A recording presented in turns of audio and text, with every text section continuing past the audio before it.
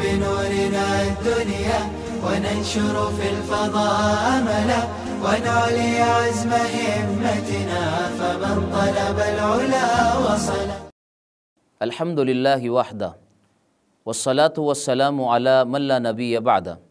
قال اللہ تبارک و تعالی فی کلامہ المجید اعوذ باللہ من الشیطان الرجیم بسم اللہ الرحمن الرحیم. وَلِكُلِّ أُمَّةٍ جَعَلْنَا مَنْسَكًا لِيَذْكُرُوا اسْمَ اللَّهِ عَلَيْهِ عَلَى مَا رَزَقَهُم مِّن بَهِيمَةِ الْأَنْعَامِ. صدق اللہ العظیم. قابل صد احترام سامعین اعظام، بندہ آپ کے سامنے مفتی عبدالقیوم مالیگاوی، استاد جامعہ عقل کوہ. آج میں آپ کے سامنے قربانی کے عنوان سے ایک اہم موضوع پر گفتگو کرنے کے لیے حاضر ہوں. آج کا میرا یہ موضوع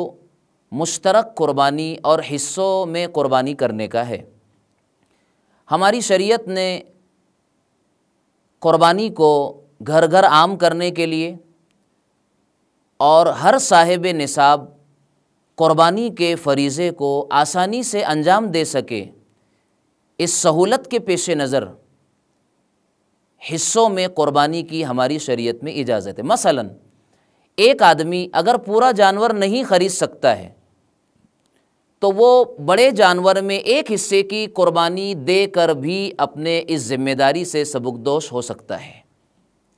چھوٹا جانور جیسے بکرا اور بکری، وہ تو ایک فردوں کی طرف سے ایک قربانی ادا ہوتی ہے، لیکن بڑا جانور اس میں 7 قربانیاں اور 7 حصے کیے جا سکتے ہیں. ہماری شریعت میں یہ سہولت ہمیں دی گئی ہے کہ آدمی اپنا حصہ لے کر بھی اپنی 1 اور 2 فردوں کی طرف سے قربانی انجام دے سکتا ہے. لیکن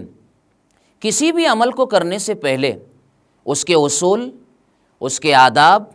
اور اس کے ضروری مسائل کا جان لینا اس لیے ضروری ہوتا ہے تاکہ ہماری وہ عبادت، ہمارا وہ عمل شریعت کے نصوص، اس کے اصول اور اس کے ضوابط کی روشنی میں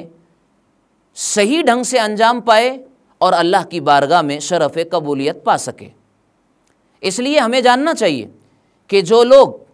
حصے داری میں مشترک طور پر قربانی کرنا چاہتے ہیں، اس میں سب سے پہلی بات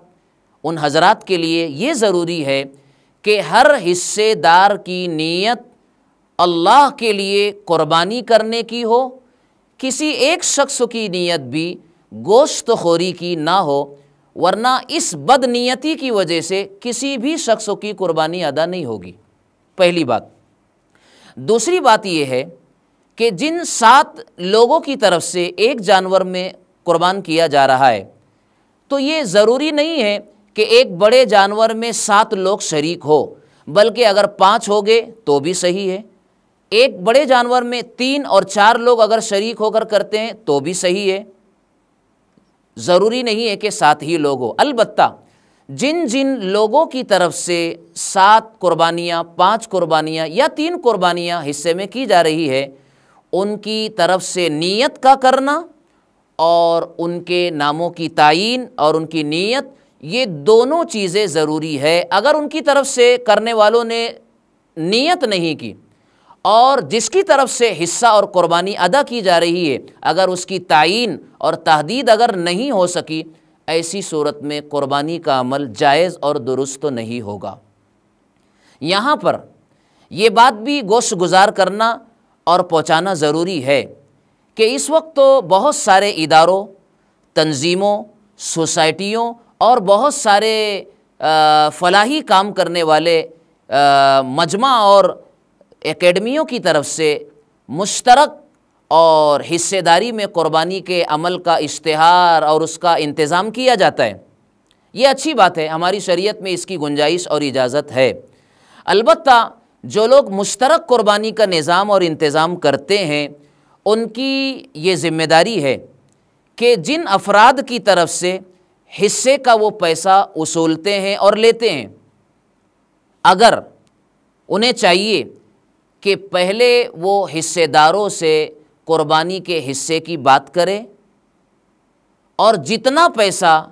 ایک حصے میں درکار اور لگتا ہے اتنا ہی پیسہ اس حصے دار کی طرف سے ان کو استعمال کرنا جائز اور درست ہوگا۔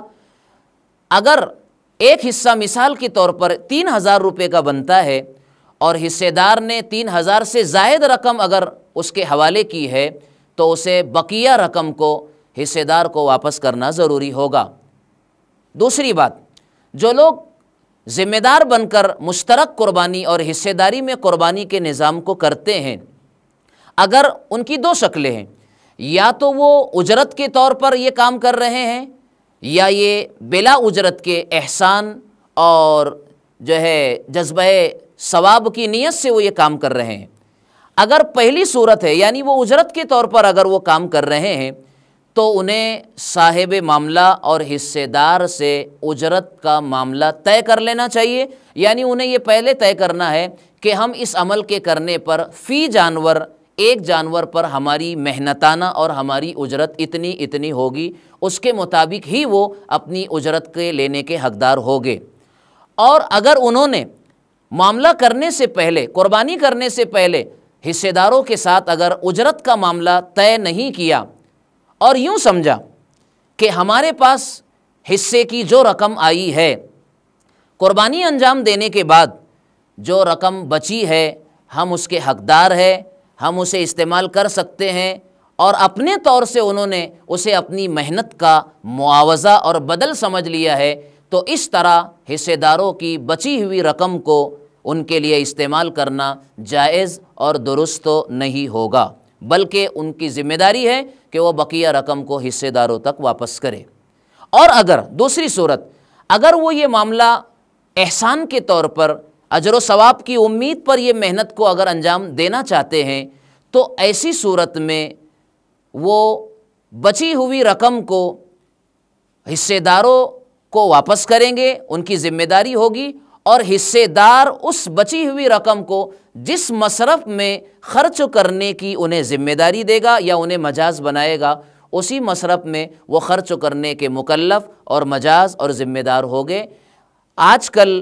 اس سلسلے میں بڑی کوتاہی ہو رہی ہے، اس لیے جو لوگ وکیل بن کر اور ذمہ دار بن کر اس عمل کو انجام دیتے ہیں انہیں یہ ساری احتیاط کا برتنا اور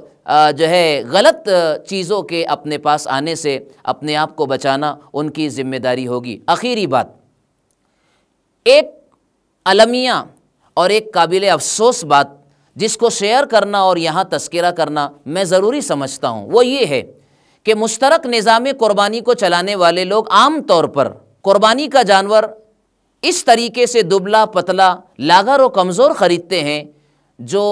اپنے پیروں سے کھڑے ہونے کی اور چلنے کی بھی سکت نہیں رکھتا ہے۔ میں یہ بات اس لیے کہہ رہا ہوں کہ میں نے قربانی کے جانوروں کے داونوں پر اور جہاں قربانی کے جانور بکتے ہیں شہر کے اندر جا کر میں نے اپنی آنکھوں سے یہ منظر دیکھا ہے۔ براہ کرم قربانی کا جانور فربا ہونا چاہیے، تندرست و توانا ہونا چاہیے، اور اللہ کے نام جس ہدیے کو ہم نذرانہ پیش کرتے ہیں وہ ایسا ہونا چاہیے جو ہمیں بھی پسند ہو اور اللہ کے حضور میں دیتے وقت تو بھی ہمیں اچھا لگتا ہو۔ لہٰذا یہ بہت بڑی کمزوری ہے کہ ہم ایسا کمزور جانور مشترک نظام میں کرتے ہیں جو قربانی کے لائق نہیں ہوتا ہے۔ اللہ تعالیٰ اس کمزوری سے بھی ہماری اور پوری امت کی حفاظت فرمائے، اور مشترک نظام قربانی کو اللہ تعالیٰ ہم سب کے لیے آسانی کا ذریعہ فرمائے۔ وآخر دعوانا ان الحمد للہ رب العالمین۔